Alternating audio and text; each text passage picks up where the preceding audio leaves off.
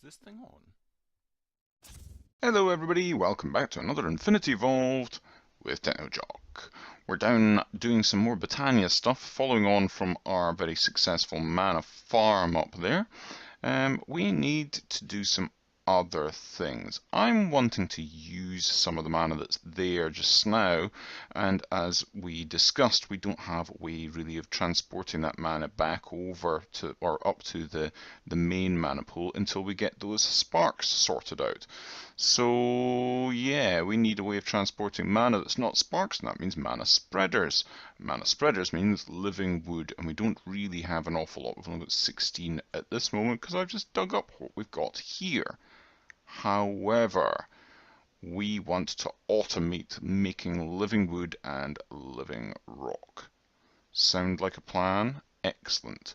Well, in which case, we're going to be using my old friend Steve's Factory Manager, because it's by far and away the easiest way to make living wood and living rock. But unlike our builds previously that have been very industrial looking and rough and ready, this one is going to look all nice and integrated with our garden area down here. We're wanting to make this still a bit, well, this bit notwithstanding, I'm still wanting to keep this kind of looking nice down here. Look, there we go. Look, we're making it nice. See? We're nice. Bingo. Done. So, there's a couple of things that I need to do. I have got cable camouflage and block gates. That's all we're going to be needing for this build, but we're going to put them inside these advanced cable clusters, like that. In this way, we can have the block gates connecting through each other with the advanced cable cluster, and also we can camouflage them a bit. Sound good? Because we don't want this being what our build looks like. Admittedly, some of this will be not seen because it's going to be underneath all the time, pretty much. Probably doesn't really matter, actually, come to think of it. But you know what?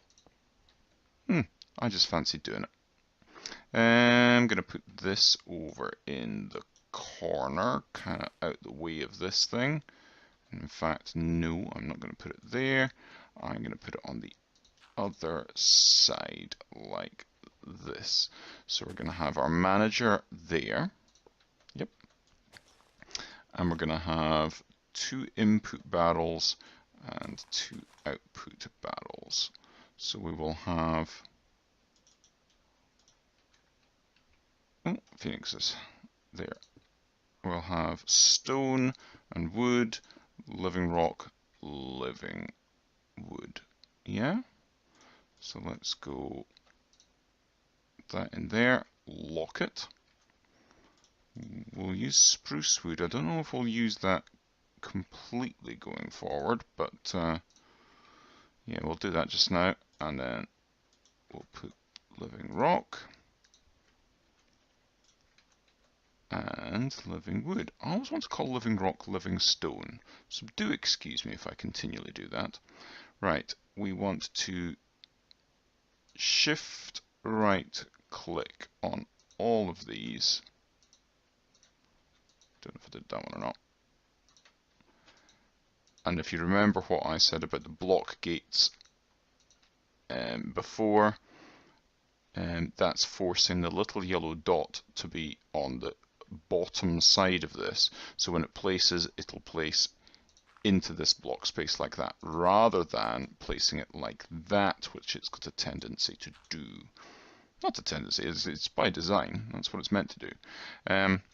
So yeah, we will have one trigger over here for our camouflage.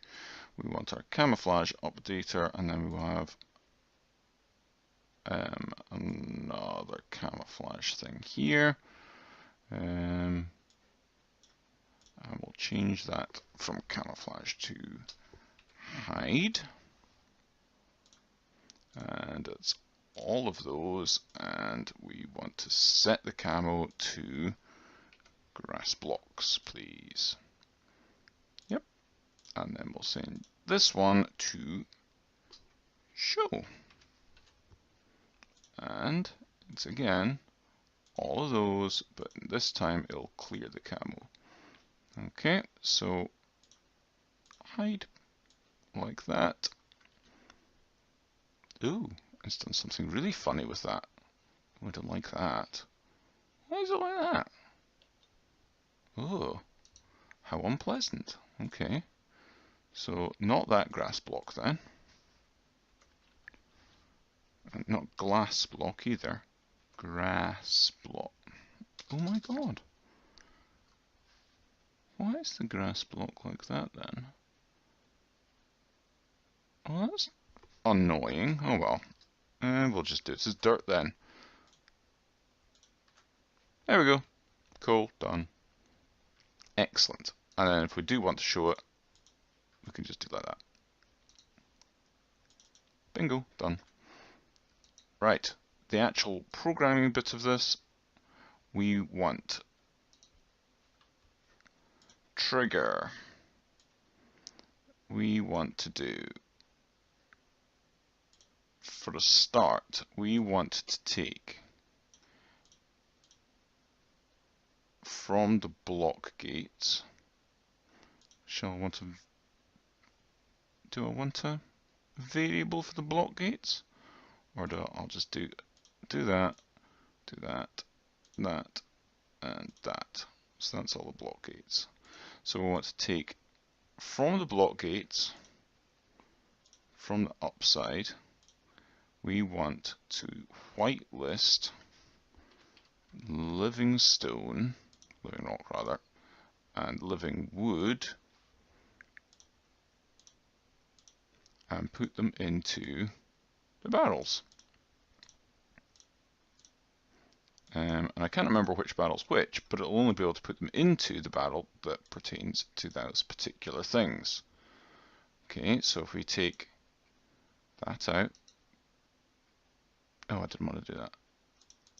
I've accidentally clicked, so I need to right click, shift click again. So put that there, up against that. Now this should turn into Livingwood and Livingrock in just a moment. When it does, the block gates will detect it there, pull it out and put it into the requisite thing. So this should go up to 17 and that should go up to 2 any moment now.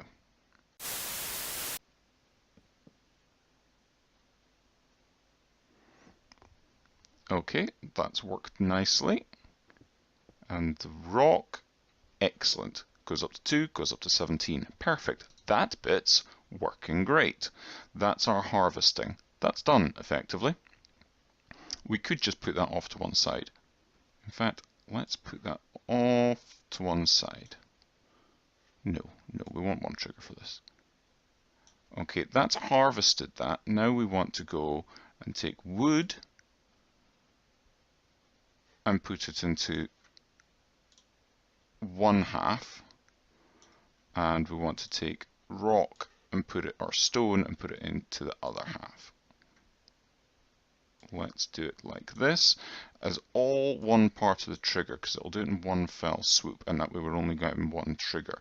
And in actual fact, we'll take this trigger off here, because these are now done. These are hidden.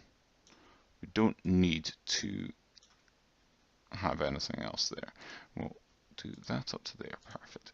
Right, so we're taking, let's say, wood in with this. No, we'll just start from this side. Let's do stone. This barrel is at 6723. 2958 6723.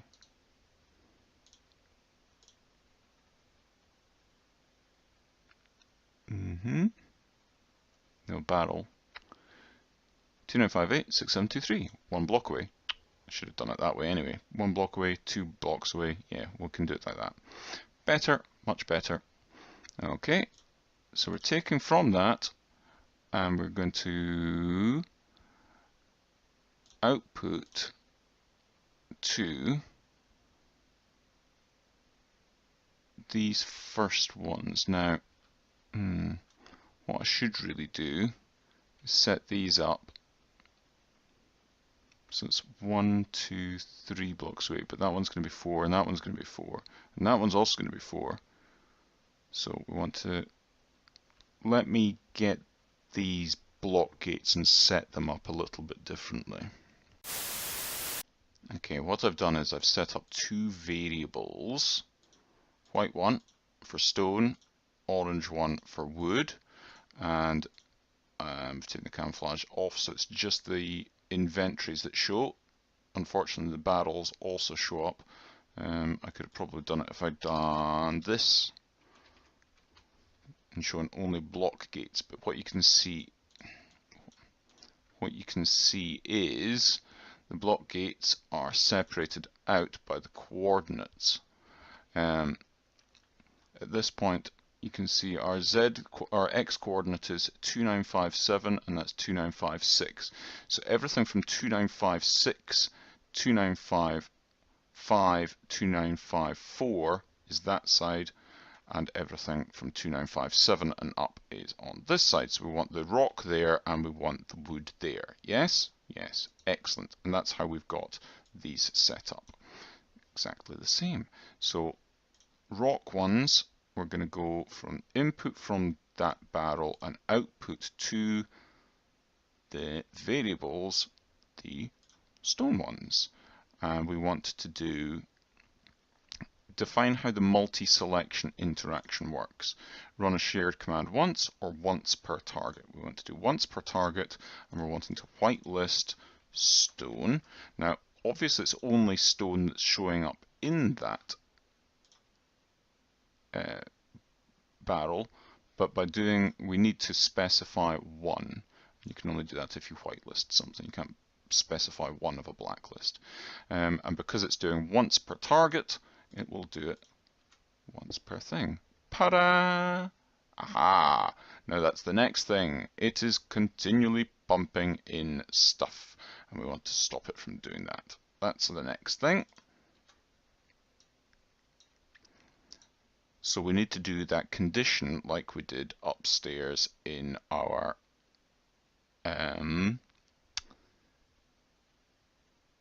the auto fortune thing. So it's the same idea as the auto fortune. So we want to do condition if there is down to here. In fact, at this point, we want to split it, don't we? So let's go. We want our stone here. Let me rearrange this a little bit better. We want to flow control, and we want to set this to split.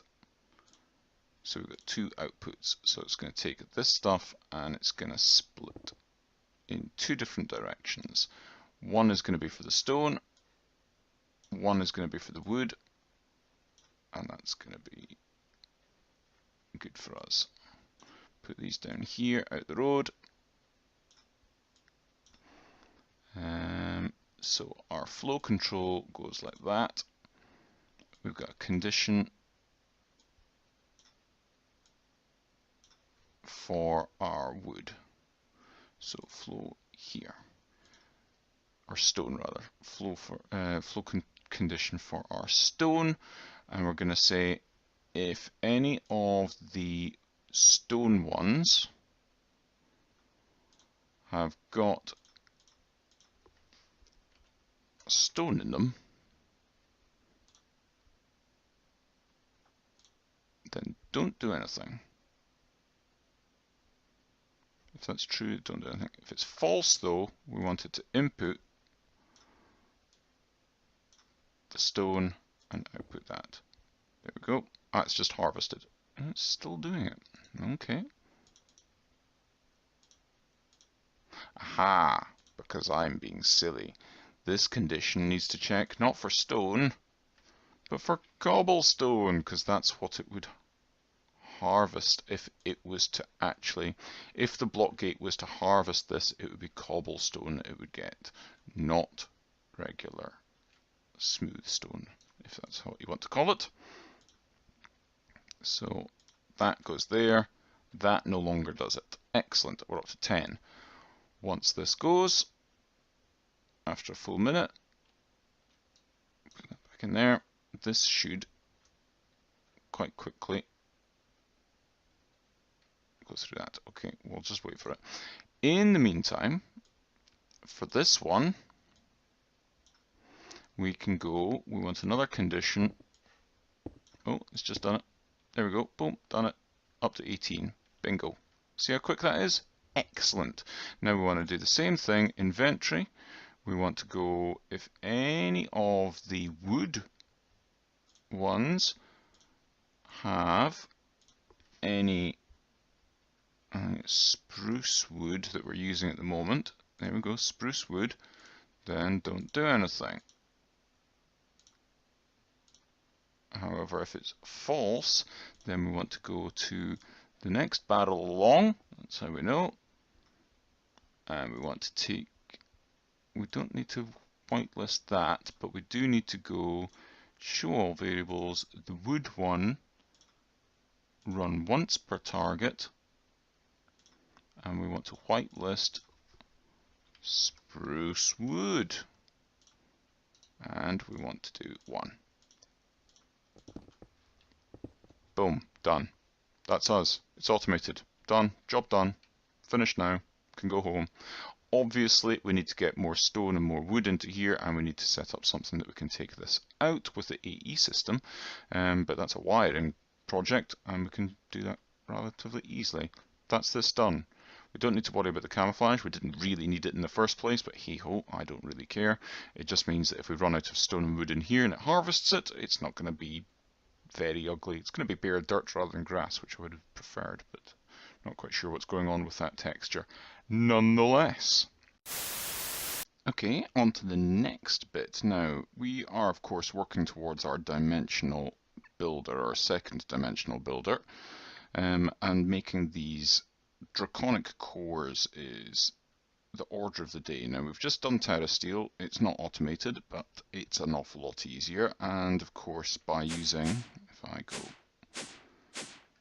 down here, by using the replicator we can get the iridium and the bedrockium that we require quite easily. We'll obviously need to get more of these replicators set up so we can keep a constant supply of those things going, and if I want to pick that up, I definitely want to make sure that I'm wearing this, which I do want to do, because we're going to need some RTG fuel for the next thing that we're doing. Let's go grab that.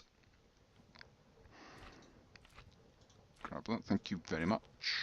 And head back on upstairs. There's also something else I want to pick up, because the next thing that I want to really do is get the nether stars sorted out. We've got a safe area to kill withers, but wither killing is a tedious and laborious business. So let's grab that. And of course, the other thing that we have been working towards, these void seeds. We've got loads of these now, well over 1,000 of those, so making the void metal is a little bit easier. Again, it's something we still need to automate, but I'm heading towards that. We'll do this at some point in the near future as well. We've got our alchemical constructs here for automated alchemy at some point soon. But void seeds and metallum is an easy manual thing to do, so we can make a load at once. Here's our next step. We're working towards the mob grinder from Draconic Evolution. Much like the grinder from MFR, it kills mobs for power. It doesn't pick up their drops and doesn't create mob essence. You still do get XP from them, and you've got to find a different way of picking up the mob drops. But the mob grinder obviously kills the wither, which is the important difference. Now this has got some enchantments on it, so I'm hoping it's going to work, because what we need is we need the Sword of the Wyvern, and that's what it is. I actually had to go looking for emerald ore, but I was over in the nether doing some other stuff at the time, because we need this mana dust. This mana dust is pure mana, and the way you get that is from pulverized mana infused metal, and the way of getting that, there's a bunch of different stuff in here, but I don't think it really mentions in here how to get it. And the thing you've got to do is you get this primal mana stuff and pour it over a block of silver, and It doesn't show here, but yeah, you get this mana infused molten mithril, yeah, it doesn't really show you. But what you do is you get a block of silver and some of that primal mana and pour it over the silver and it turns into the mana infused metal. And then if you've got a block of it, you can just break it down in your crafting grid into ingots, feed those ingots through a pulverizer, get the mana infused metal like that, and then pour some more mana over the top, pure primal mana over the top, and you get this mana dust. You could similarly pour it over a block of this, but you need an awful lot more, and then you get this pure mana block, which can then of course be turned into 9 of the mana dust.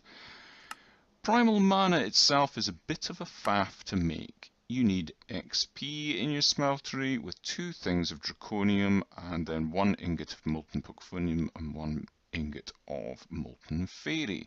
These themselves are a bit of a faff to make because you need blood and obsidian and ardite for that one, and then you need blood and iron and cobalt for that one. And if you try and make both of these at the same time, you tend towards getting manulin in there because the mixed in because the ardite and the cobalt mix together, and then you get manulin and you don't get either of the molten fairy or molten porphyrium. So you've got to do these separately to get them, and then it's just a bit of a faff around.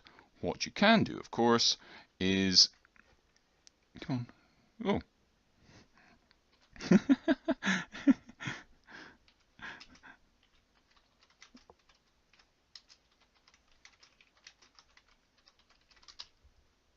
Yeah.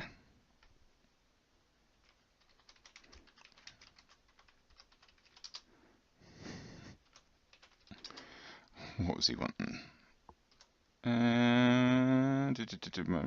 Nether quartz, yeah.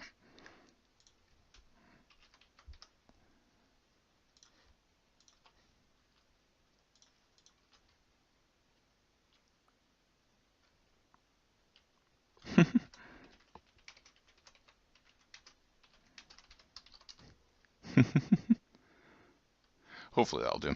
Right, anyway, sorry, yes. What we had done, if we go in here and go fairy, we had liquid molten fairy dimlets, and we've got somewhere in here as well, we've got the other one for porphyrium. There it is.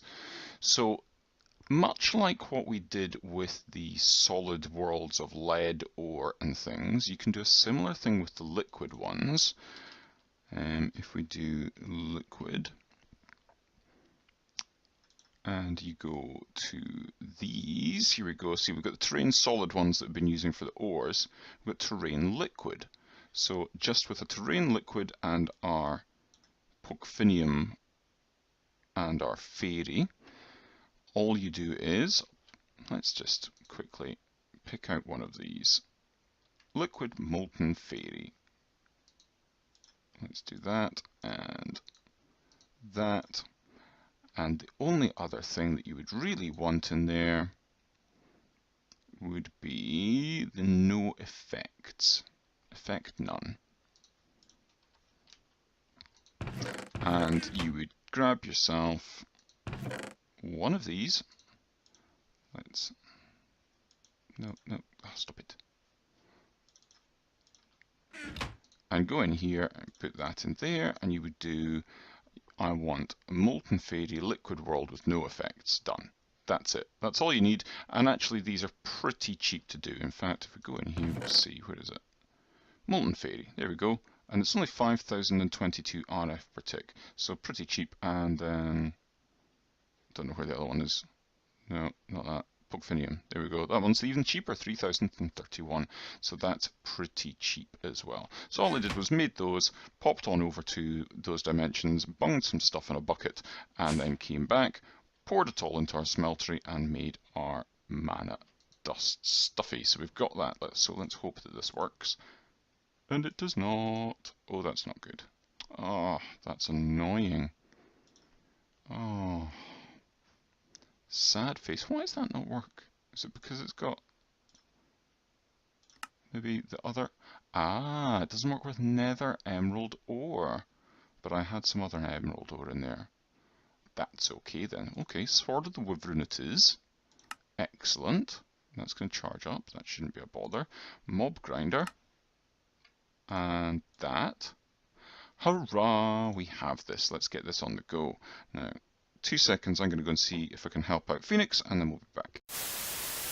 Right then, we've got our draconic mob grinder set up. When you place it, it faces you. So I'd originally placed it against the side here. And it was facing the wrong way, so I had to place this block down. So you'll see it's fairly self-explanatory, to be perfectly honest. The side with the skull and crossbones and the swinging swords is the side that kills you. Bit too much information from Phoenix there. So yeah, got rid of the... Ooh. And that's the next thing. So what we've got here is... I need to turn this down. So I can take that out. Now we can turn this back up. So the range goes up to 4.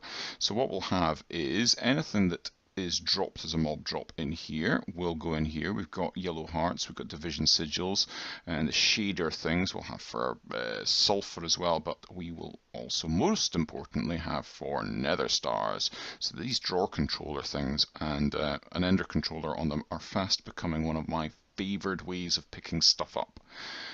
Very handy indeed.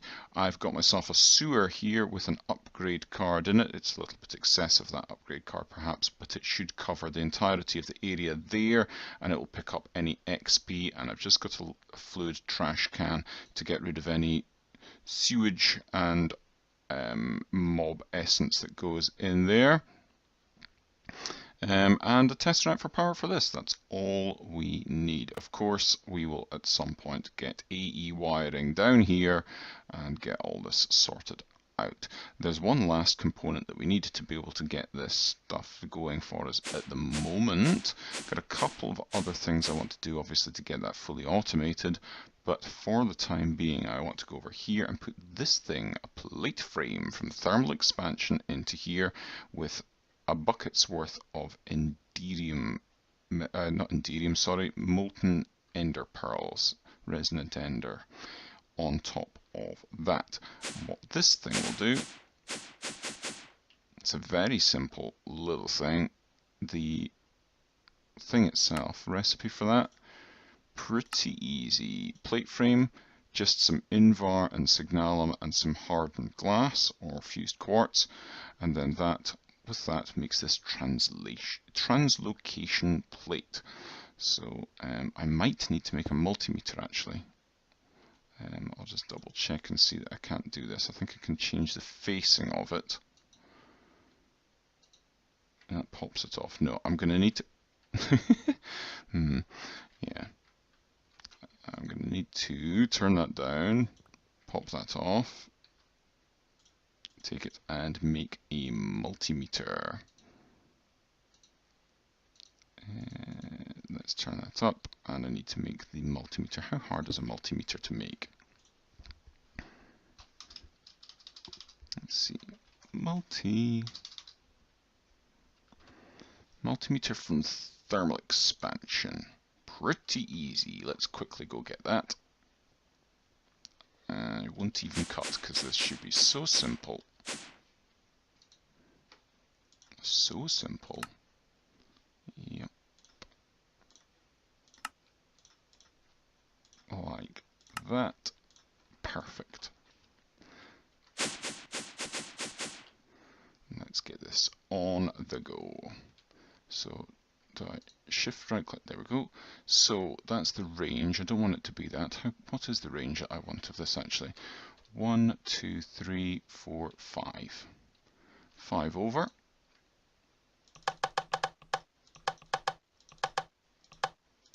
Like that. Now if I jump on this thing I should land up in the middle of there. There we go. In the middle of there. Perfect. Let's cap this off. So if everything goes horribly, horribly wrong, it's not the end of the world.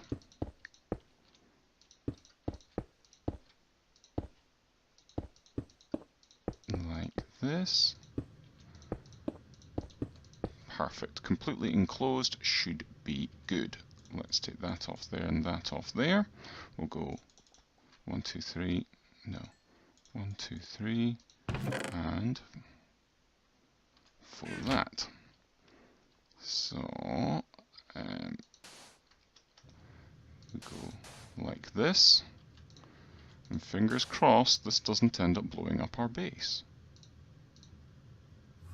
Perfect. Excellent. Exactly as we wanted. And in just a moment that's going to explode and get killed with any luck. Done. Perfect. Look at that. There is our nether star in there. Can take the torch out. No, we can't.